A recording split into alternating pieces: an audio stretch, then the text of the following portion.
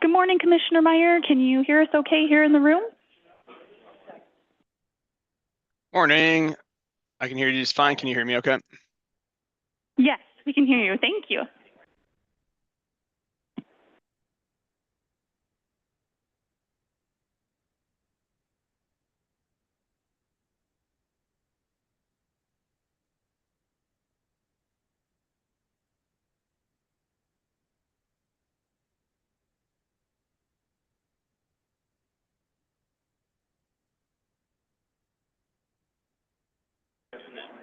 Good morning, Commissioner Rummel. Can you hear me okay? I can hear you.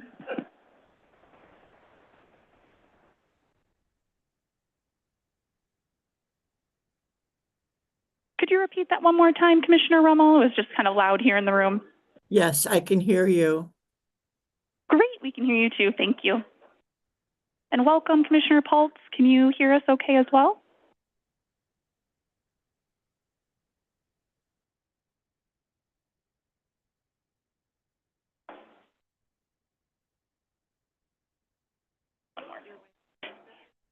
Good morning, Commissioner Pultz.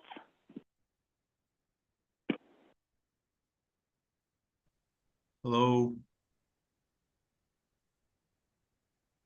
We can hear you great. Thank you. Yep.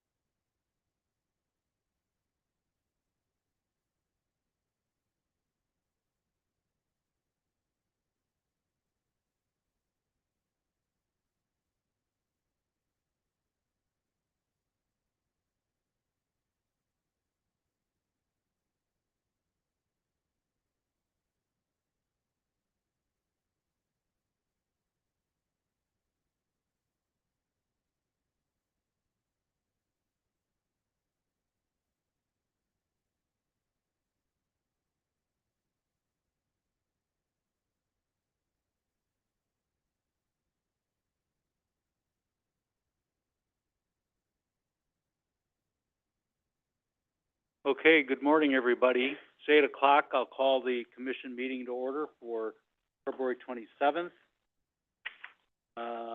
We have a quorum. We have 3 commissioners participating virtually. They're Commissioners Meyer, Pultz, and Rummel, and the rest of us are in the room. Welcome to all of our guests. Cassie, would you like to go through virtual meeting guidance, please? Good morning, Commissioners, members of the public, and staff. To help us have a smooth meeting, I'm going to review just a few decorum rules for all. While the Commission and staff are in person, we are still offering a Zoom option so members of the public can attend. If you are attending virtually and would like to speak, you can do so during appearances by the public. As a reminder, this meeting is being recorded and streamed live on YouTube, and the public chat has been disabled, but you can still send messages to the host if need be. Finally, Commissioners, please use your microphones while speaking and make sure your voice is directed towards the mic. When you are not speaking, please ensure your mic is turned off so others can utilize the mic. As a reminder, only 3 of the table mics can be live at a time. And also, please state your name before speaking for those who may be joining us via Zoom. Those are the decorum rules of the District Commission. Thank you for following them, and let's have a great meeting. Okay, thank you, Cassie. And we do not have any announcements. Something came up in the last minutes. And then we have public appearances. We have one person so far, Steve Brooks. You wanted to say something? Now's your time. Cassie will give you a mic. Good morning. I'm ready for you. Oh, thank you. You're welcome. Okay. Hi, yes, I'm Steve Brooks. I live in Bay Creek neighborhood between Nolan and Winker Creek over here. And just saying, keep up your good work. I know it's a busy time with some changes, and I know you're growing. And I know that's always a challenge. And I look at things. I look at not mainly this district, but what other people are doing. And I kind of came across what St. Cloud is doing. And it's kind of interesting. They have like a bunch of solar panels for things, and they bought this new, NEL electrolyzer, but I don't know if that's anything that Madison can ever do. But, anyway, looking over what Minnesota is doing, I'm a concerned citizen about PFAS. And I know the airport had that, and it kind of goes downstream through Starkweather Creek. And, I know the PFAS issues aren't going to go away. So, I ran across this term supercritical water oxidation. And that, I think the University of Minnesota has a couple new things on that. But it's ongoing, and I guess I wish you luck on that, and thanks for all your work. That's all I'm saying, so thanks. Well, thank you very much. Yep, we've been doing PFAS. Marty leads the project for the district on PFAS, so you have any questions? Okay, thank you. Anybody else that's online or in the room have any appearance, anything they wish to say? Thank you for coming out, Mr. Okay, seeing none, we'll move to the consent calendar. We have the minutes of the 13th February meeting. We have approval of cash statement, approval of expedited boundary annexation, review and approval of sanitary sewer extension plans, a few of them, review of bids, award a contract, and increase in total project cost, West Interceptor Rehab, Seago to Shorewood, and then approve transaction amount and professional service agreement amendment. I think that's mainly traffic control. That looks like it's the same project, West Interceptor. Anybody have any questions?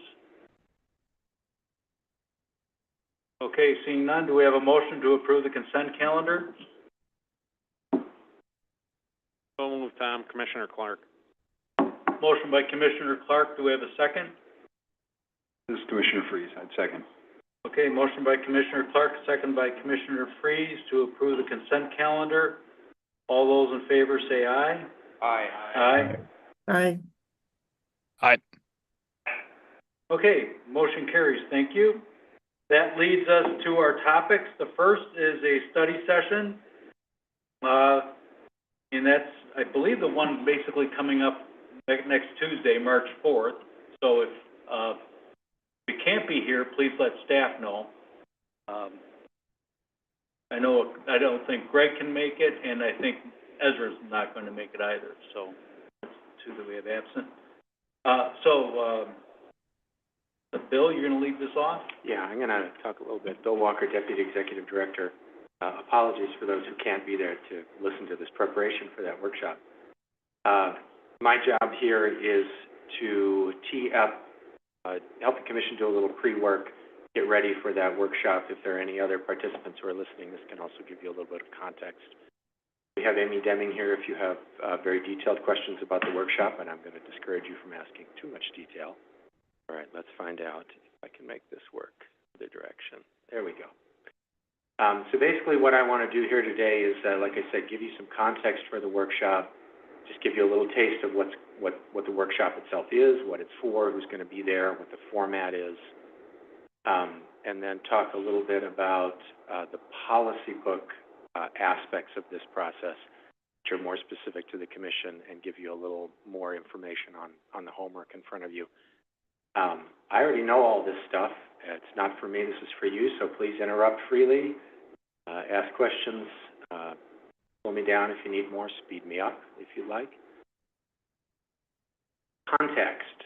The reason we're doing this workshop is to support Executive Director goals. Both Eric's own goals and Commission goals for Eric. Before he was hired, Eric has brought this approach of wanting to conduct business in the most aligned way possible, his words, from his job application, actually, which includes spending time with staff to make sure that everyone is clear what their job is and what they expect of one another, and as necessary, making changes in the organization. And of course, you folks have a goal for him as well, which is to review staffing and org structure and look for improvements. That's what's driving the workshop and the other things that are going on.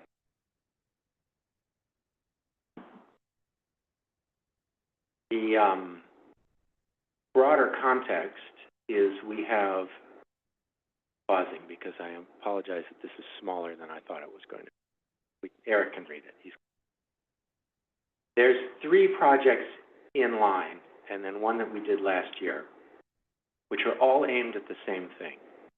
So in the upper left, you have work we did in 2024 with communities, focus group discussions to get feedback from communities on what did they like about the district, what would they like to change, that sort of thing. We presented a report on that in October. That was not intentionally part of this, obviously, because we didn't know who Eric was at that point, or that he was going to be the ED. The workshop itself, that second row, like I said, the goal is to clarify roles and expectations. That is happening next week. After that, we will produce some sort of a summary. We don't know what it'll look like because we don't know what the results of that workshop will be. Some sort of feedback report, I don't know what.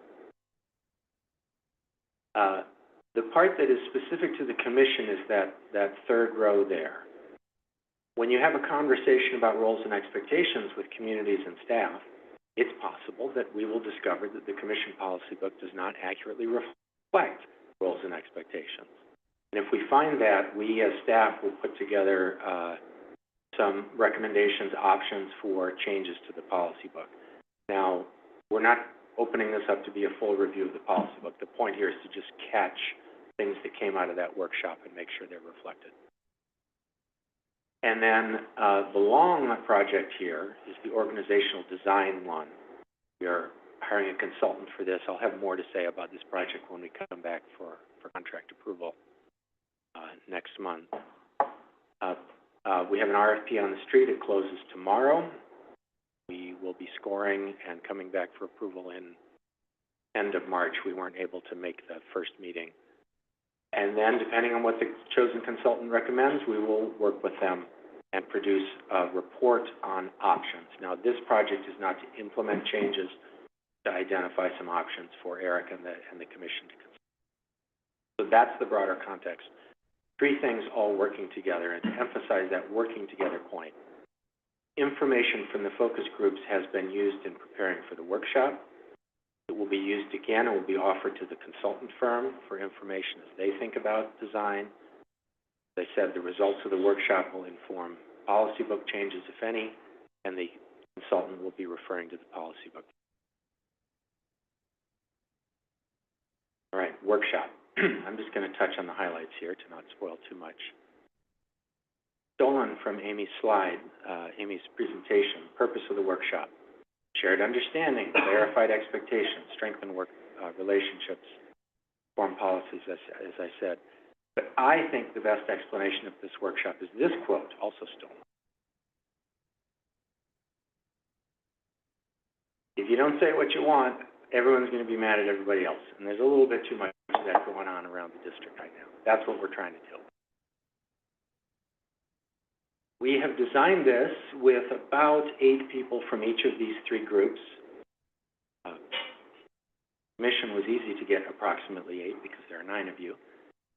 Communities and staff was a little bit more difficult because there are more of those people. So for staff, we picked folks who, first of all, have time for this, have regular community engagement or commission engagement, have a kind of broad knowledge of the district so that they can be fairly representative of staff interests.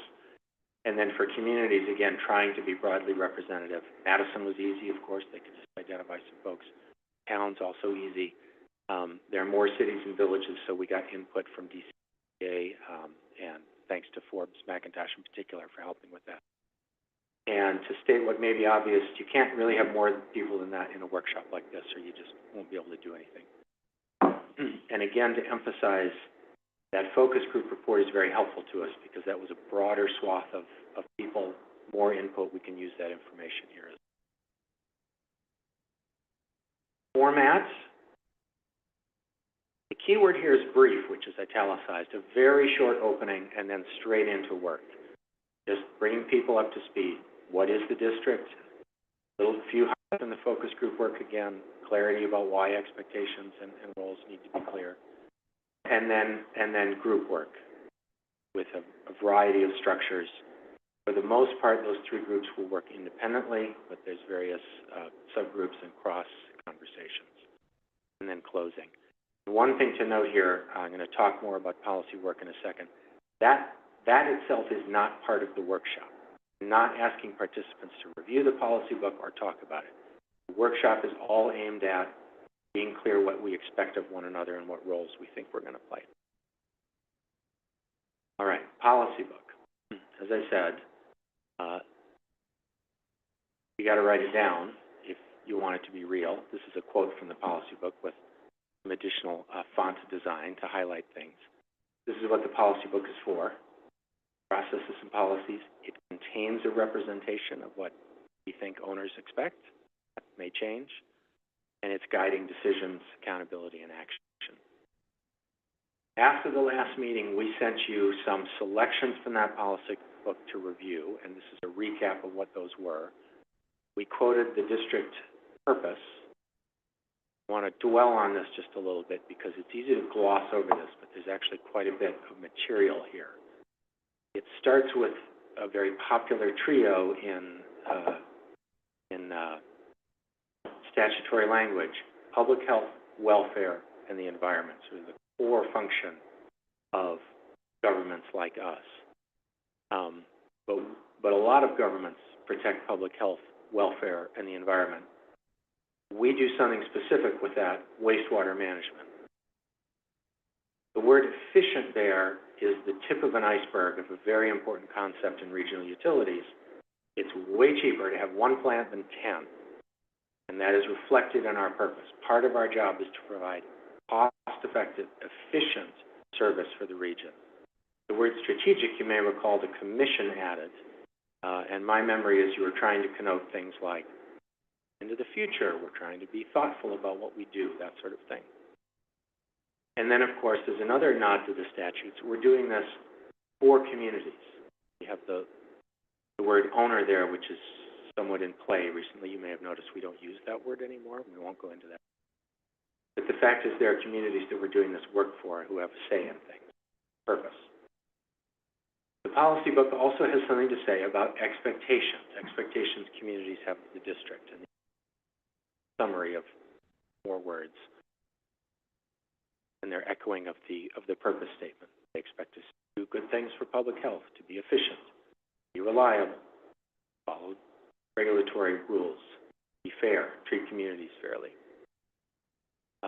The book has a lot to say about what the Commission expects of the Executive Director. And we selected a few of those things for review, ones that seem to be particularly relevant to discussions with communities. Treatment of communities, money, asset protection, maintenance of infrastructure. The book also has stuff to say about procedures. How does the Commission relate to the Executive Director? Working with a unity of control, sort of a delegation and monitoring posture as relates to the Executive Director. And then, of course, Commission procedures as regards itself. How does the Commission work together? How do commissioners behave? So we pulled those out, obviously, because they seem most related to the roles that people play relative to one another and expectations people. Your homework is to dig out that email from 2 weeks ago and take a look at it. And we put some prompts in that email for you, and here they are again. Think about the ways that book talks about interactions. Think about what it says about boundaries and expectations, relative roles. Think about things it says about how we assess district performance in particular. That's especially relevant to commission and staff relationships. What's clear in here? What is working for you? In other words, what should we keep? What things might be leaving misunderstandings? Nodding back to that slide about unspoken expectations. What are some things that should be spelled out more? What are big gaps, things that you think need to be addressed that aren't? So to recap, this is all a goal-driven process. We've got some alignment projects that are related to one another. Workshop obviously coming up. And your job is to take a look at the policy book. Questions, additional information, enough direction for you to do your homework? Greg's got a question. Sorry, I have one question, Bill. So, Commissioner Freeze, sorry. I'm gonna be at a conference next week. Is there a virtual option? I know Ezra had mentioned this as well, and I question whether it is worth attending. My experience has been, you know, if you have 30 people in the room and 2 people on a call, it doesn't work well. No, our design just won't work with a virtual Okay. option. There's too much in-person interaction. That's Right. what I would expect, right? And so I know, is Commissioner Meyer on today? Yes. Okay, so I think you're a Fox Wolf as well, Ezra. Correct. Exactly. I had the same question too. Wondered if I could do virtual. Sounds like no. So we'll have to count on your colleagues to represent.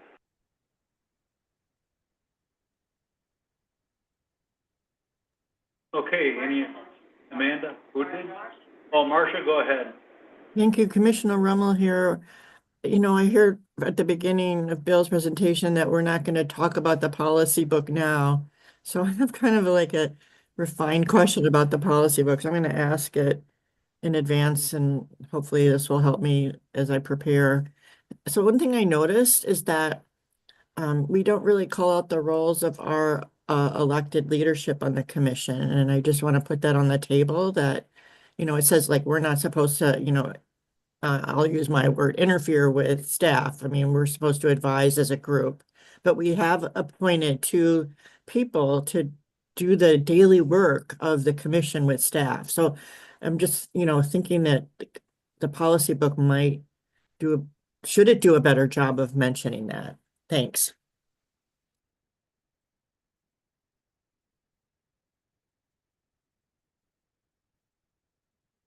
Okay, so I got a question. If we're not discussing the policy book, why are we needing to review the policies before the meeting? Our thought there was,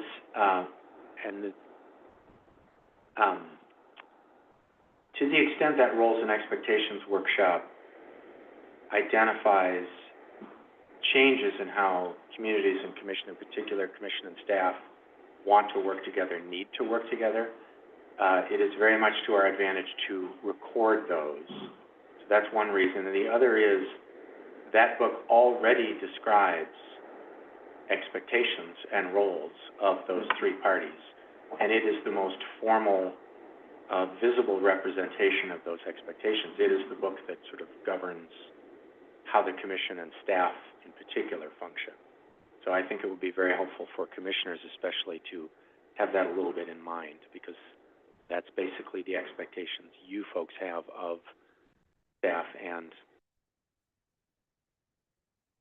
Okay, we all had that, I don't know how many, did everybody complete that survey?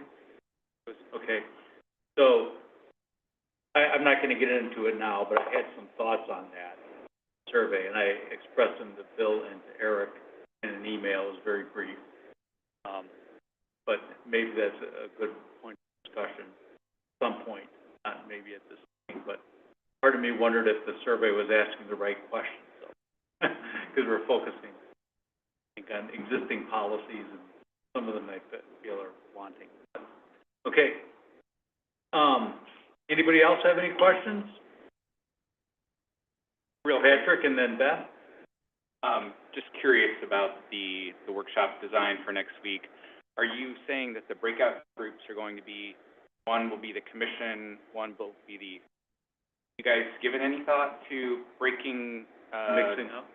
right, having mixed representation in those groups? I could see pros and cons of both, and I'm sure you guys thought more deeply.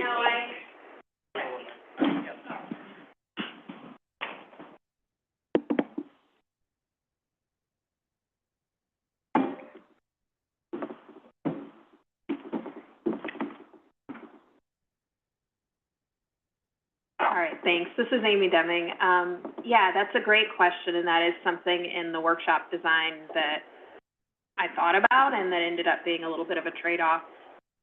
For surfacing the expectations, it does work better to have role-based groups, but there will be opportunities for some crosstalk, clarification round, opportunity to kind of engage with the other roles, especially if there's an expectation of commissioners, right, that you want to talk more about what that means or what people are looking for with that. So, does that answer your question? Yeah, thank you. Okay, Beth, you had a question? Commissioner Buckland, I was just, we've been talking a little bit about the policy book, and I'm thinking that it might be good to have a commission on actually looking at the policy book and maybe thinking about some changes that we need to. So I'm just wondering if we could think about having something like that. Eric has a comment. Eric Dundee, Executive Director. I will just tell you, to be continued. That is part of this process of going through the roles and expectations and then looking at the policy book, having sessions on that, and looking at changes. Because we're going to have that kind of conversation quite possibly with even the Executive Director performance assessment, with any kind of finance changes. So the policy book is going to come up more and more here, I would say, over the next year, regardless. I'm glad to hear that, because I was reading through it the other day, in preparation for this, and I think there's a lot of ambiguous parts that we could work on clarifying. Bill, I want to pile in on that a little bit more. I think you're detecting a little bit of more interest among Eric, myself, staff, in paying attention to what that book says, making sure it says the right things, making sure we're using it. That is the book that we follow. We refer to it frequently, and to the extent it's not reflecting mission direction and not useful, then yes, we need to make some changes to it.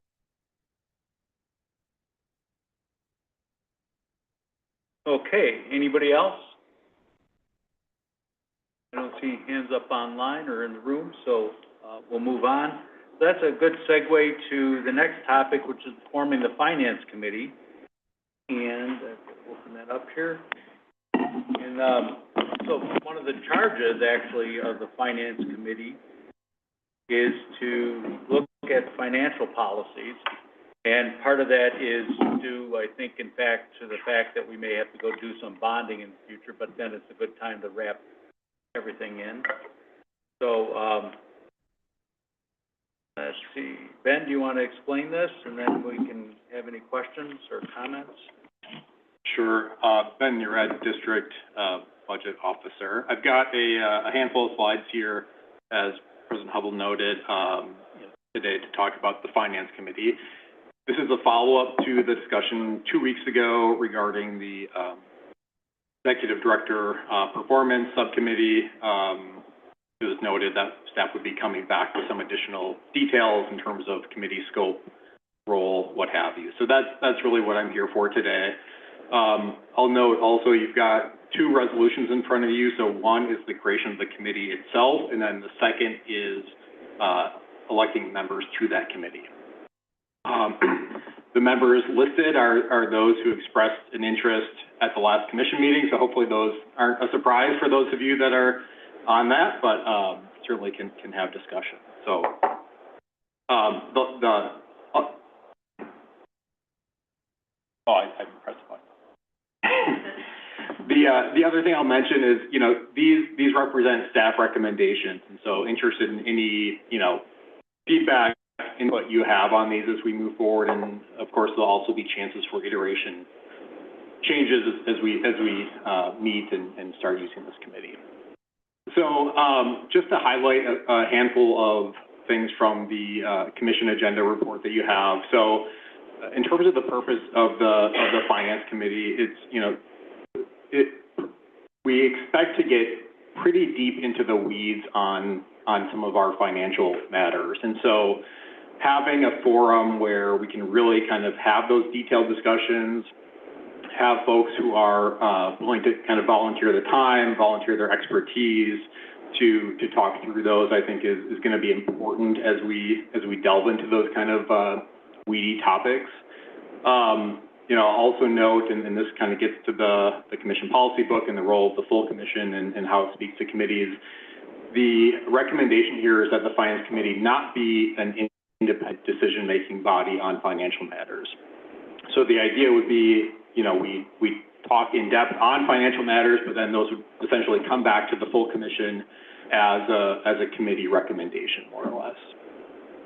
And final note on this slide is we're recommending, kind of a permanent committee, a persistent committee, right? While there are certainly things that we want to address that are, maybe more time-based given recent budget discussions from late last year, I think there are going to continue to be issues, right? These are kind of evergreen, perennial issues that come up that we need tweaking, that need discussion. So that's the recommendation here. I want to talk a little bit about scope. I'll kind of talk about these briefly. We can dig in as much as you all would like to, but just to give, again, people a sense of what we're thinking. So first, as we've been discussing even today, reviewing the district's financial policies and making recommendations on any changes, reviewing the budget process and budget parameters, reviewing the district's annual financial audit results, reviewing the district's long-term financial plan, and I'll note here, the district's long-term financial plan does not currently exist as such, but these are elements that we have created as part of our budget process every year, more or less, and what we want to do there is kind of memorialize those into more of a document, a report that is easier for the commission and our customer communities to review, engage with, and understand. Review any other financial matters as directed by the full commission. Wow. I'll keep going with my printout here while maybe Amanda gets us back on track. And then finally, just kind of providing regular status updates to the full commission regarding kind of ongoing committee work.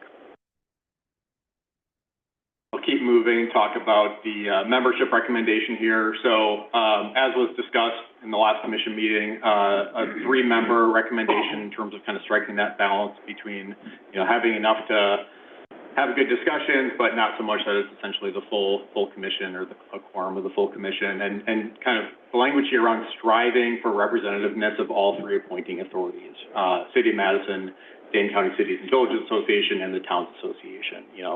Towns, of course, has just 1 member, so that one over time could be a little bit more difficult, but that's, kind of that striving language where that's coming from.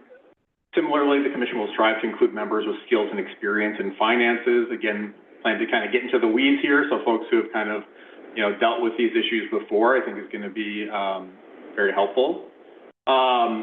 Limit membership overlap with other existing committees, so that was a discussion from last commission meeting on the executive director performance subcommittee, and kind of not having folks kind of double booked in that sense.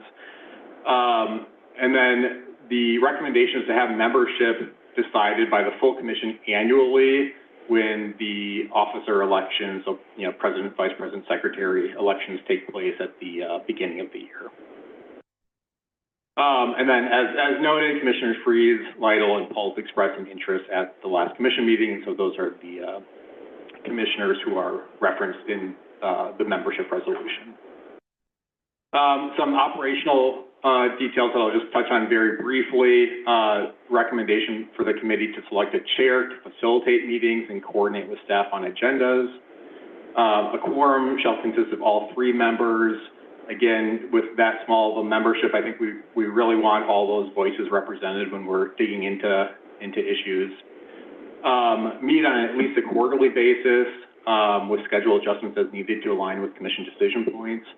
I'm guessing we may have enough to meet even more than that, but we'll have to kind of see as we get into it. What does that look like? What does availability look like? And we can adjust as we go along, of course, too.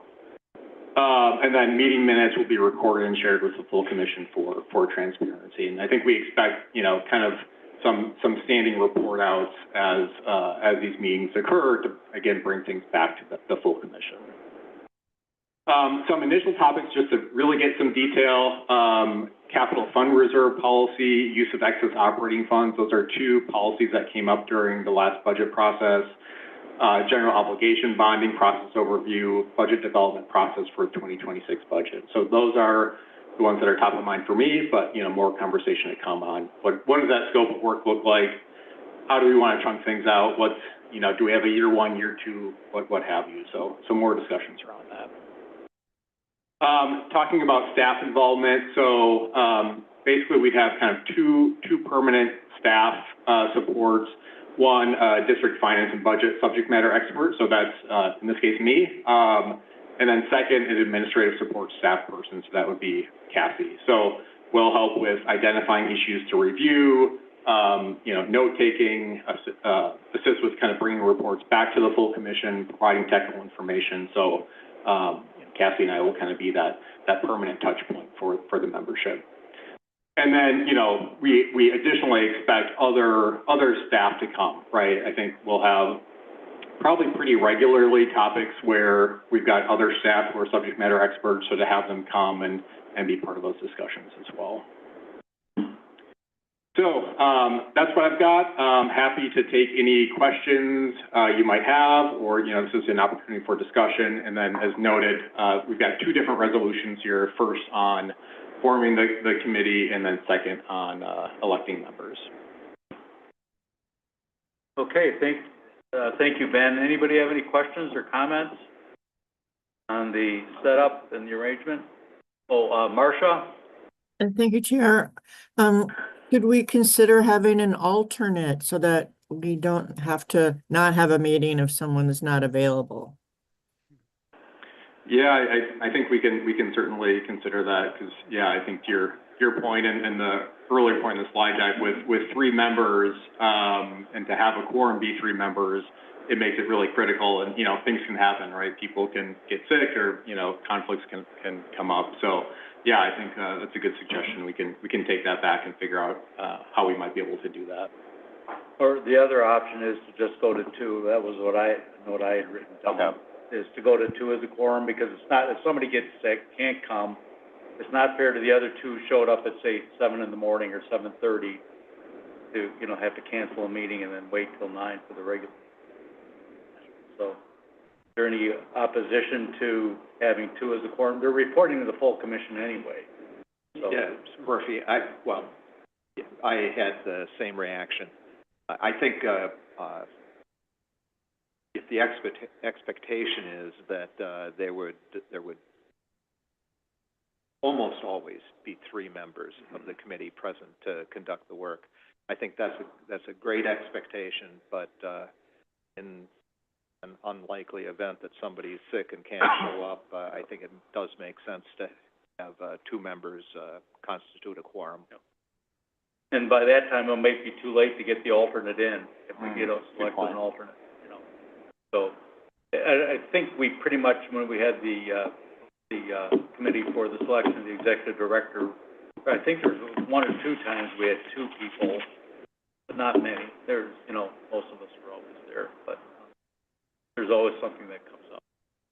Okay. Hello. Changing the quorum to 2 might be the answer, but regarding the last statement that, it would be late notice for the alternate could just be a regular attendee and not have a vote, or they might be there to give, participate, but not have voting rights. That would solve whether they were showing up or not, but 2 seems okay too. Thanks. Yeah. Okay. Anybody have thoughts on the alternate? I prefer not to, because then that's tying somebody else's time up. Greg? So my only thought with regard to the alternate is, having sat on, for example, the Badger Mill thing, if you came in, if you had come into that halfway through, kind of lacking the backstory, right? So it would be difficult to come in and make, I don't want to say an informed decision, but to know how we got to where we were for those discussions. I think that would be difficult for an alternate to do. I assume this is going to be much like the executive one, Tom, which is going to be noticed as a public meeting, so any commissioner can attend if they want to. Right. And at any time, correct? Yes. Correct. Yeah, so they'll be noticed, and any commissioner could attend. The reason we kept this separate is in case you have both the performance review and this finance meeting on the same date at the same time, which may make sense because we move our meetings to 9. There's not really overlap between the attendees. So those might be disenfranchised a bit, but. So anybody opposed to the two as a quorum? Okay, so if you could change that. Anybody have more thoughts on the alternate? I'm thinking it's not getting a lot of traction. Patrick? You haven't called for a motion, but Commissioner Lytle, I would make the motion for the Finance Committee formation, 27, sorry, with the correction regarding 2 members forming a quorum. Okay.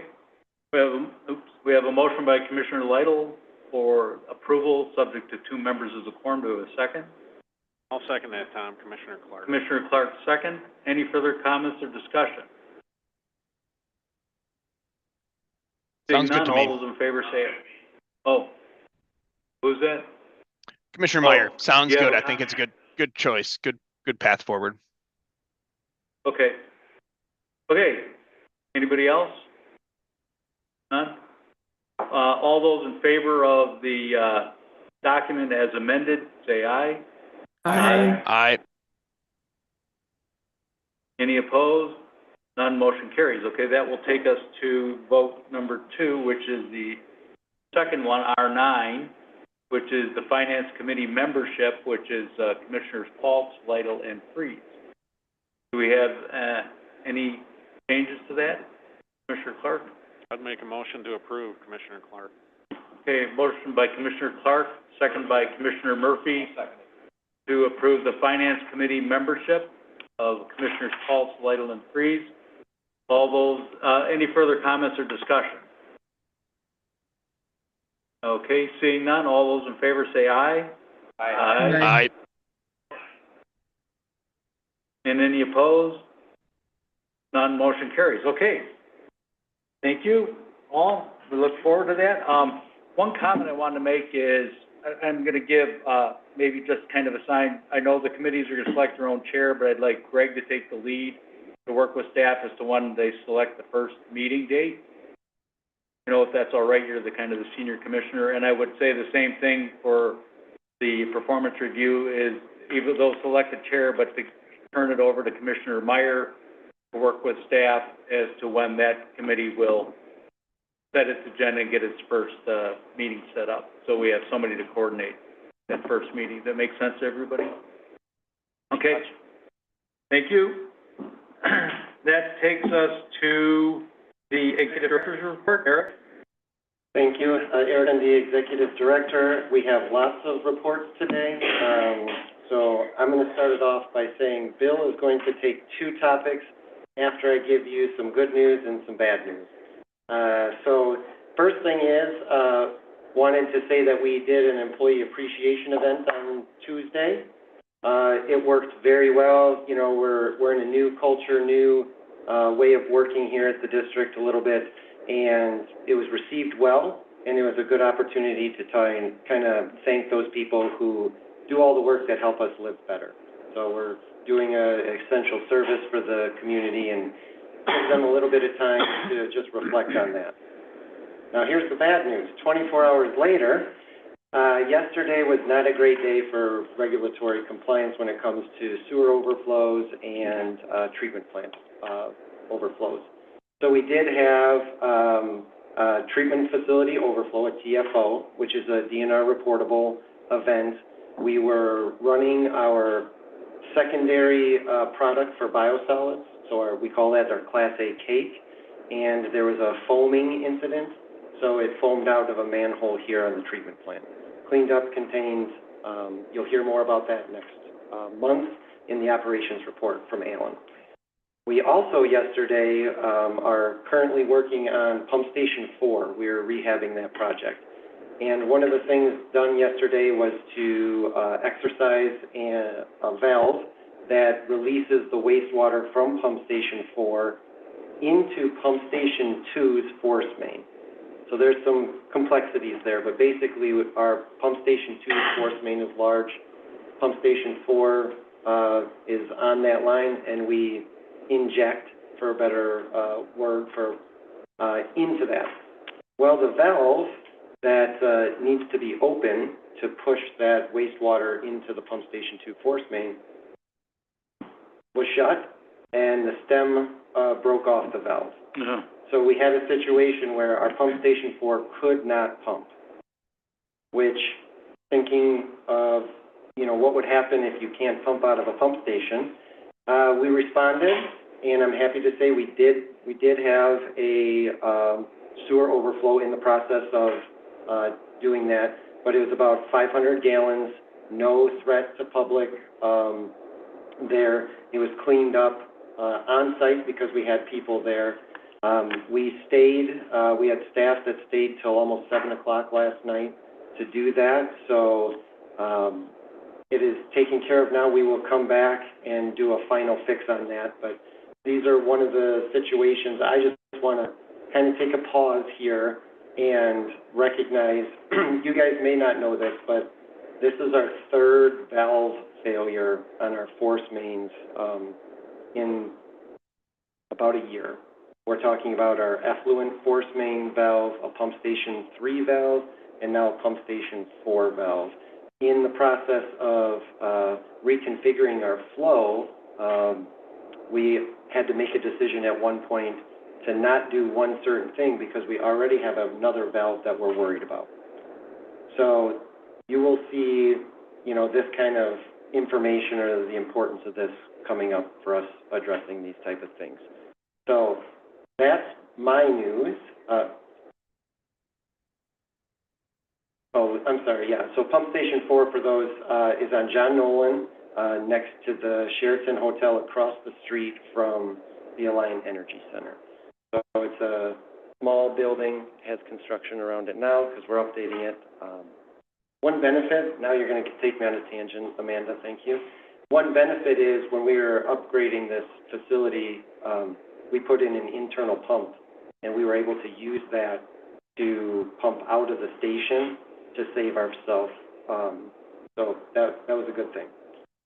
With that, I got a question. Oh. Was the overflow on the grounds then of the pump station? yes, yep. Greg, you had a question? Yeah, Commissioner Free, so Eric, a quick question for you, and probably back in your old role, right?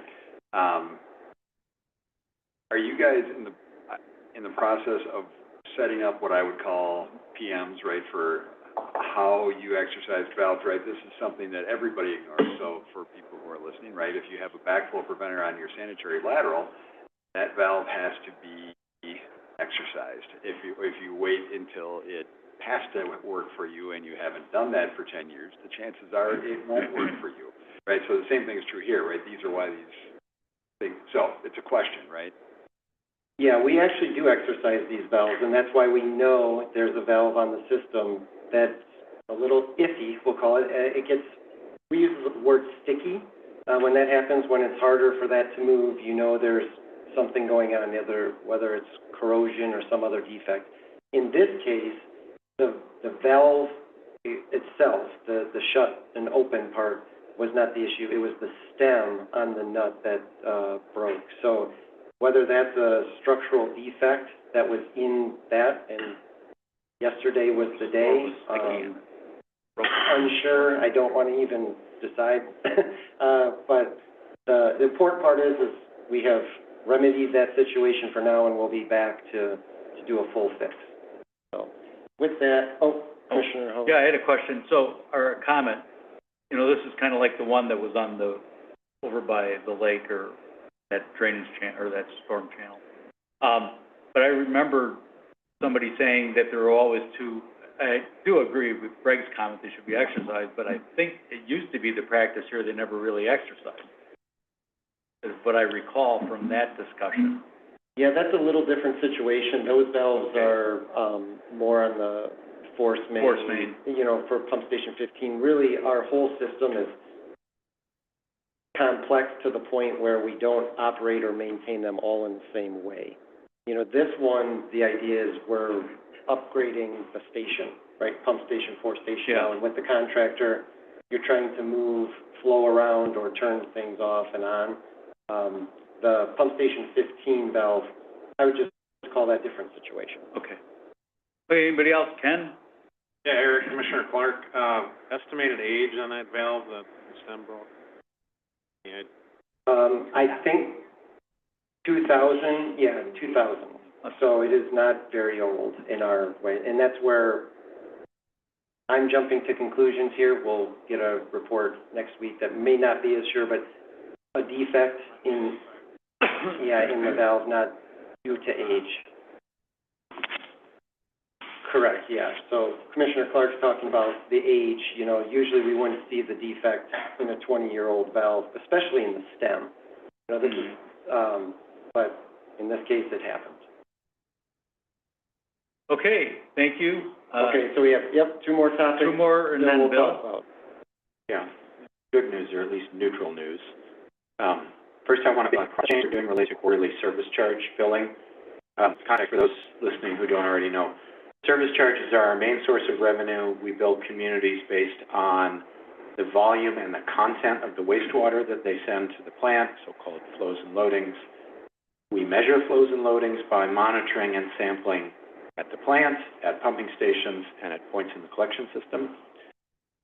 Samples are analyzed by our lab, and then we analyze that data and apply the rates that were set during the budget process to calculate community bills for that quarter. And then we put the resulting charges on commission consent agenda for in the first meeting of the month. So all of that work is done on a very tight schedule after the quarter ends. And obviously we need to maintain data quality so that those bills are accurate. But that schedule has gotten too tight for two reasons. One is just there's more of a data and sampling burden as communities grow. And the other is IT plays a role in this because we're using kind of an old system that sometimes needs some immediate attention. And their ability to provide immediate support is not as high because the ERP project is taking precedence for their time and some other things. One other thing that is not new but has always been a problem for us is that the date of that first commission meeting changes in the month. Sometimes it's really early, sometimes it's really late. Leaving, sometimes we have a lot of time to work, sometimes we don't. So the good news is that tight schedule is entirely of our own making, and we can change it, and that's what this update is about. So we're going to do a couple things. We're not going to put quarterly charges on the first commission consent agenda for approval anymore. We're going to put them in the packet as an informational item in a later meeting. And we talked with Stafford about this to make sure that this taking approval away is okay. And it is. The point here is that commission control over billing is at the rate setting and budget setting point, not at the point of actually processing the bills. And I want to quote Vanessa, who is sitting next to me on this, because I really want to make sure you know this is okay. The commission must approve what this, and this is statutory references here, the commission must approve what the sewer service charges are, the established rate and methodology for applying those rates to users, which is done as part of the budget process. However, we see no requirement that the commission approve the invoices sent to owner communities on a quarterly basis, et cetera, et cetera. So that's what we're going to do. And now we have more time. And in addition to that, this lets us give a little bit of more certainty to communities as to the timing of the bills, because that commission meeting schedule moved things around. So we're promising to send bills out between the 20th and the 25th of the month, kind of a range. And we asked for community feedback on this. We sent a notice in the last quarterly bills, so we would get the billing staff. And we didn't get any objections, but we did get a note that in the fourth quarter, could we please get bills a little bit earlier, because there's obviously a time crunch at the end of the year there. So we will put that into our operating procedures to try to be a little bit faster. So that's that. Questions, comments on that? We don't have a policy related to. No. All right, the other one. Clean Water Funds loan program. Reminder that state program, which finances up until recently all of our capital project financing needs, has been oversubscribed. The key problem there is state revenue bonding limit needs to be raised and hasn't been enough. So the news here is that the governor introduced his proposed budget, and that includes $725.9 million in revenue bonding for both the Clean Water Fund program and the Safe Drinking Water Fund program. And that is the amount that the Department of Natural Resources and Department of Administration identified as needed. A little bit of inside baseball, that's the same amount that we're part of a coalition with Milwaukee and Green Bay and others, League of Municipalities. That's the same figure we've been sort of floating to the legislature. So that's good. However, even more inside baseball, the legislature always has a choice when they take up the budget. Do we start from what the governor introduced, or do we start from what in effect what last year's budget was, the so-called base? And they're starting from the base. So that means this item, even though it's in the governor's budget, will require affirmative action by the Joint Finance Committee, or I suppose one of the houses, to get into the budget bill.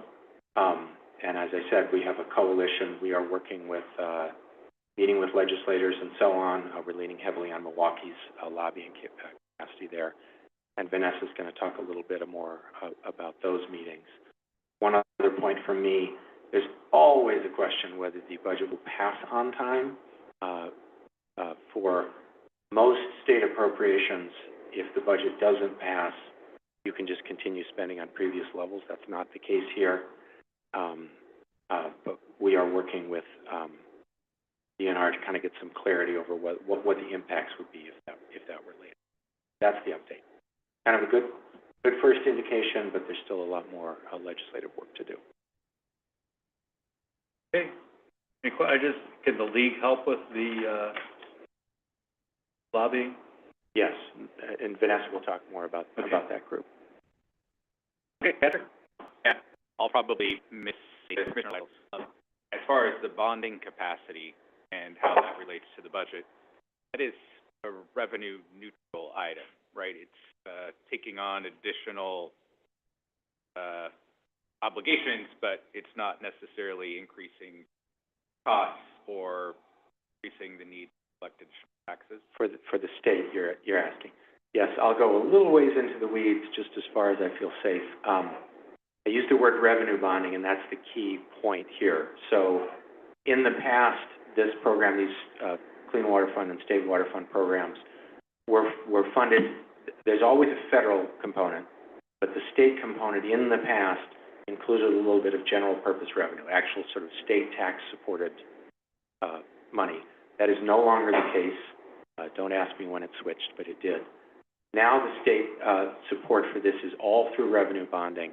The state issues revenue bonds, meaning they are not supported by state general taxes, general obligation. They're supported by the repayments of the recipients of those loans. So it is, in that sense, not an impact on the state's general taxes. And we're sort of benefiting collectively by the state's ability to issue bonds at favorable rates and run kind of a revolving loan program. Amanda? Daniel Paulson. Aloha, everyone. About Bill's first note. You know, it's 4 o'clock here, and it's not great that time of the day. But Bill's first point you're talking about. The only thing I would say on that is I guess I'm a customer of Madison Metro for the town of Dunn #1. The bills, when they show up, they should have at least 30 days to pay, because sometimes you guys will send them out late.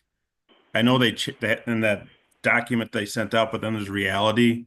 There's a lot of times the due date is like 15 days or less. That's the only thing I would know. I apologize. I skipped over one of my own bullet points. We extended the due date for communities for that reason. So yeah. Right. Which I understand, but if you guys are later, you should always give 30 days at least. I mean, that's the only point. Agreed. Thank you for bringing that up. Okay, anybody else? Seeing none, we'll move on to Alan and his operations report.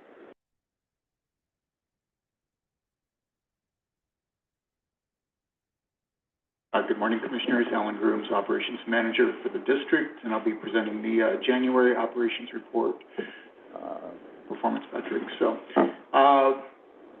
you see pretty, again, remains boring is good when we're looking at this. The parameters are well below our permitted values on these dials. Are just meant to generally display in the simplified form our effluent permit, our WPDES permit.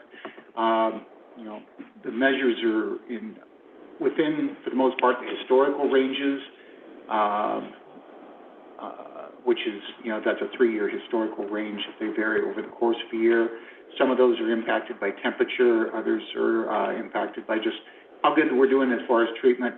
The exception I'd point out would be ammonia at 0.79 milligrams per liter. Still well below our limit of 3.8, but you can see it's above our historical number. We are continue to get more nitrogen, both in the form of ammonia nitrogen and total Keldol nitrogen, which includes other forms of nitrogen. We're measured at our effluent treatment performance is dictated on the effluent ammonia nitrogen. So those numbers are a little bit high. Part of that is due to the colder weather that we get this time of year. Part of that is higher loadings we've been getting to the plant. So as the plant is being stretched harder to perform, pushing closer to its limits, we see that often reflected first in ammonia. That's oftentimes the last component of biological treatment to be effectively treated because of the time it takes for those particular organisms to complete that treatment. And part of it is just, you know, another limitation, just the ability to deliver enough oxygen for those bugs to do their work at maximum efficiency. And the sum total of that is that we see slightly elevated numbers here. Again, they're well below permit values. One of the main purposes of what you'll be hearing more and more in the next few years about liquid processing improvements. Phase 2 is upgrades to the treatment plant to accommodate our plant loadings. Because as the area continues to grow and things like that, we want to be able to accommodate that and still meet our permit obligations. And so this is an early indicator that you need to do something. Good news is we're in the process of doing something. So don't expect that to be a problem, but it is a parameter that we are keeping an eye on. Any questions on plant performance? So I just got it. So is this related to the fact that, not close enough? Is this related to the fact that, you know, with all the water saving devices, for example, we had low precipitation through much of February or January, is then your resulting is you get higher loadings because you have more water saving devices and less water flow for I&I and everything like that to then start showing up in these things? Since it's a loading? Yeah, as far as the loading, and so on some of our parameters we're looked at, and particularly what we're measured on for effluent is measured on a concentration basis. We sometimes have mass limits in certain cases as well. But the influent loading I'm talking about is the concentrations will vary a little bit, but the actual pounds, you know, calculated out is higher. Yeah, even with decreased loadings. So you may see a higher concentration, but because of lower flow, you've maybe got a little bit more time in the treatment process because they can spend a little bit more time in there. So that higher concentration, as long as your loading is within the values, you should still be good.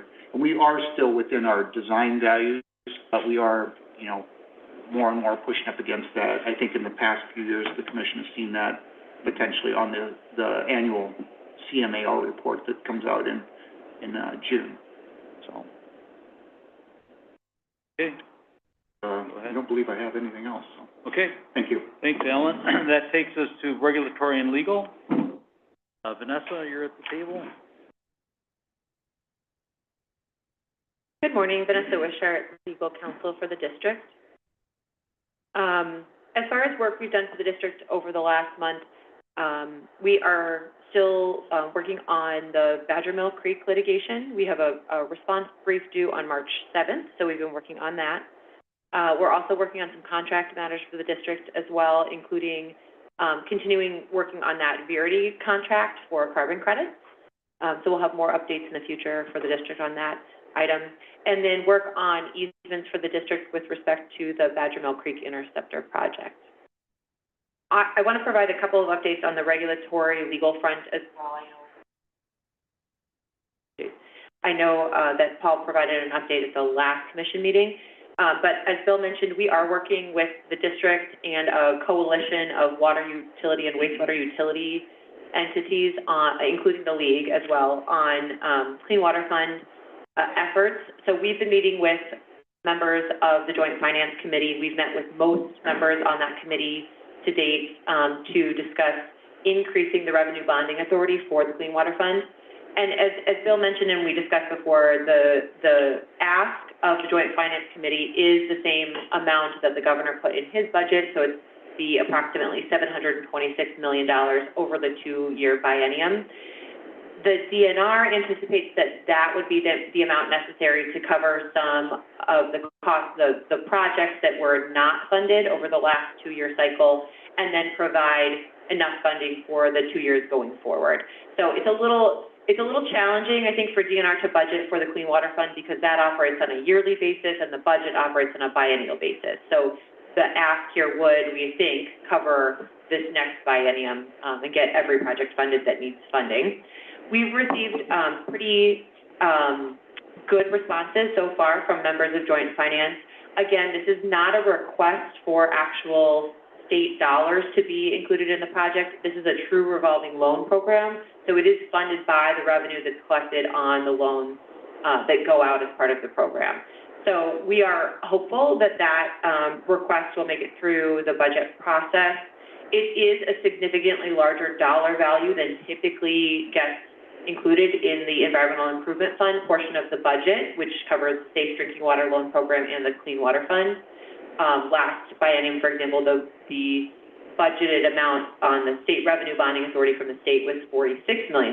So this is a significant ask, and the number I think can be a bit striking. But again, the way this program works, this is not state commitment of dollars. It's a revenue bonding authority ask. So we are really hopeful that will proceed through the budget process and be successful. We did get a response, as Bill was mentioning, from DNR, and what happens if the budget is delayed. And I think at this point, what DNR is likely to have to do if the budget gets delayed is cap funding for 2025 projects and begin looking at 2026 projects so that there is enough funding to kind of keep us moving through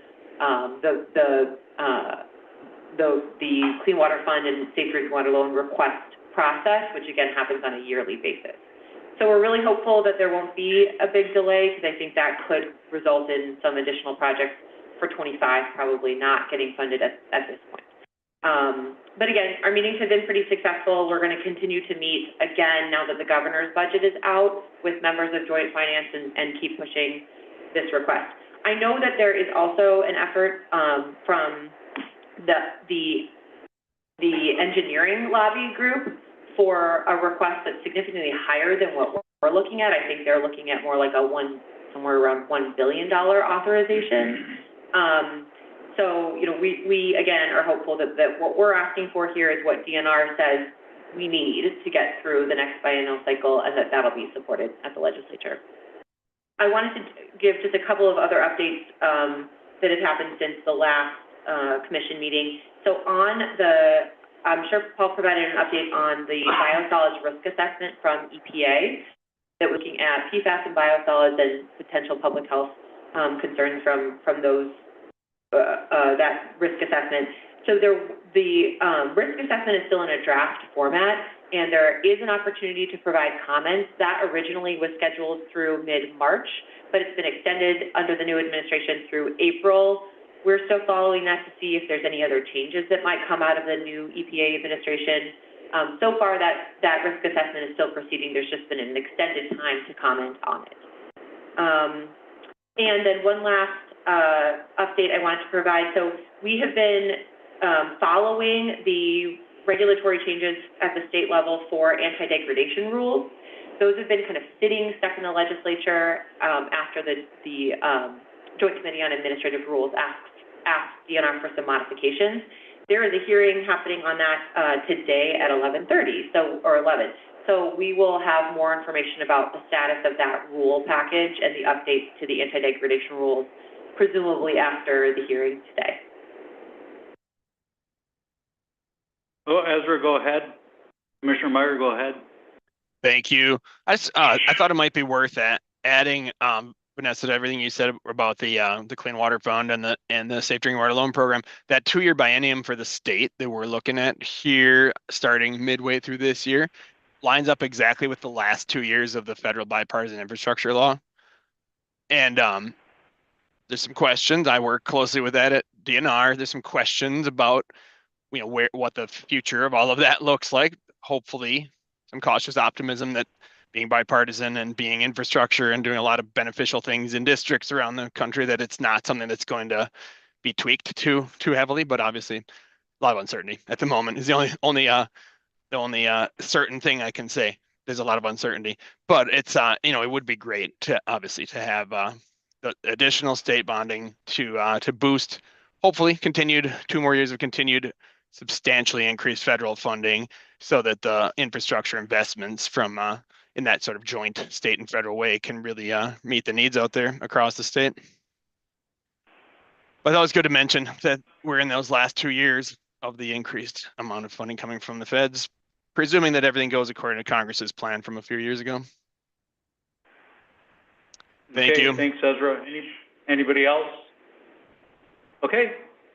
Thank you, Vanessa.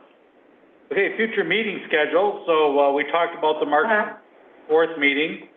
That starts, I think, at 7:15 a.m., if I remember correctly. I think that was the time in the appointment. 7:15 would be coffee, breakfast, conversation. The actual workshop starts at 7:30. 7:30, okay. I remembered seeing 7:15.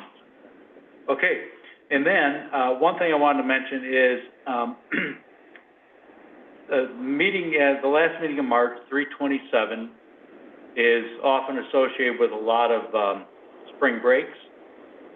So Commissioner Meyer is going to be gone. I know Eric's going to be gone. So if anybody else is going to be gone, please let Cassie know sooner than later if you have a planned vacation or something, or if Dan's going to be sticking around in Hawaii for a while.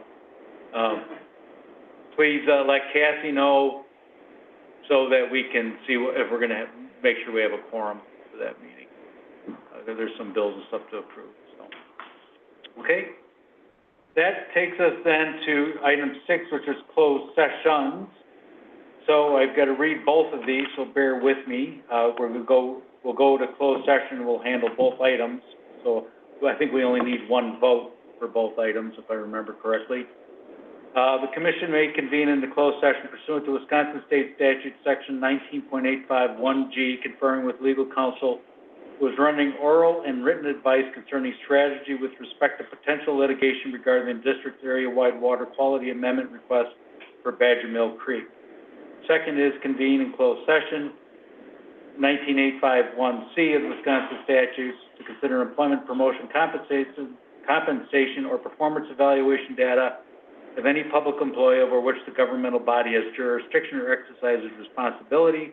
This is the Executive Director Performance Review. Do we have a motion to go into closed session? This is Commissioner Freeze. I'd make that motion. A motion by Commissioner Freeze, second by Commissioner Lytle. Turn your light on. Or you had a question? Oh, you're going to recuse yourself for the first part. Yeah, thank you. Commissioner Lytle, I am happy to second that motion, but just want to note that I will not participate. I will recuse myself from the discussion regarding Badger Mill Creek and just participate in the second item. I saw your light going on, and so it was, okay, so we have a motion by Commissioner Freeze, second by Commissioner Lytle to go into closed session. Commissioner Lytle will recuse himself from the first closed session on Badger Mill Creek, 6A. So we have to have a roll call vote. Cassie? Commissioner Bookland? Commissioner Clark? Commissioner Freeze? Aye. Commissioner Hubble? Aye. Commissioner Lytle? Aye. Commissioner Meyer? Aye. Commissioner Murphy? Aye. Commissioner Pulp?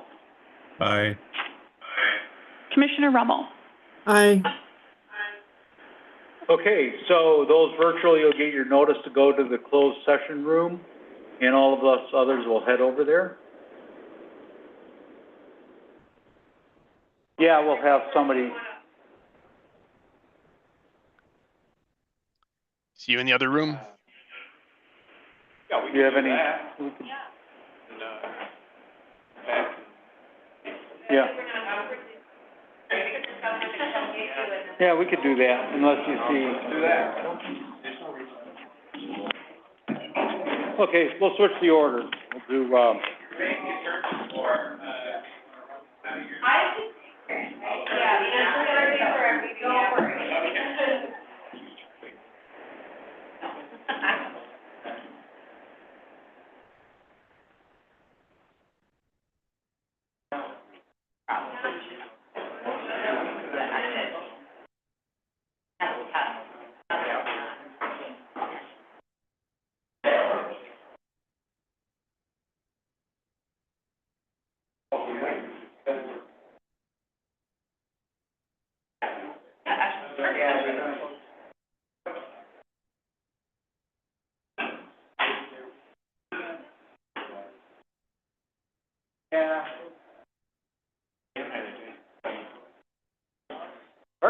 First, to change to somebody else, sorry.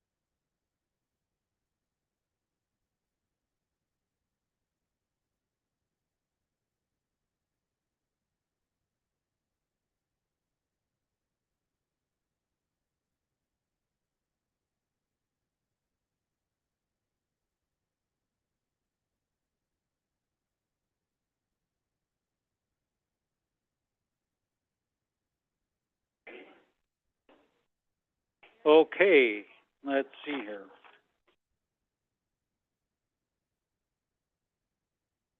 The commission's where's Cassie? I wanna make sure she gets the notes. Are you gonna take the notes? Okay. Commissioner Lytle departed the meeting. Commissioner Lytle departed the meeting at 10:05.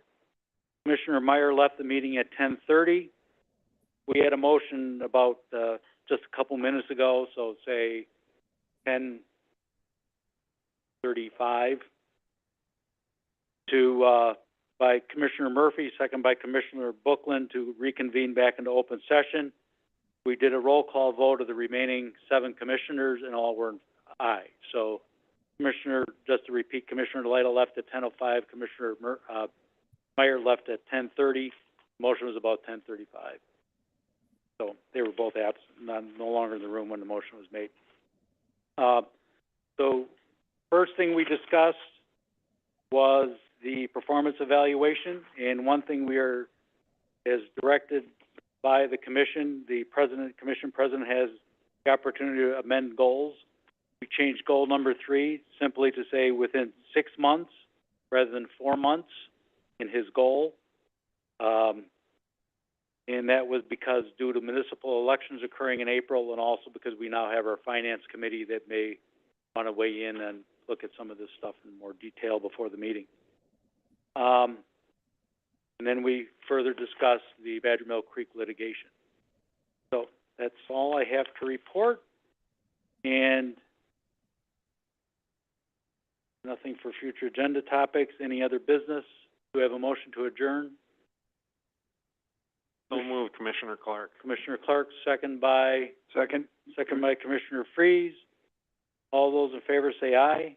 Aye. Opposed? None. Motion carries. Thank you, everybody. Thanks.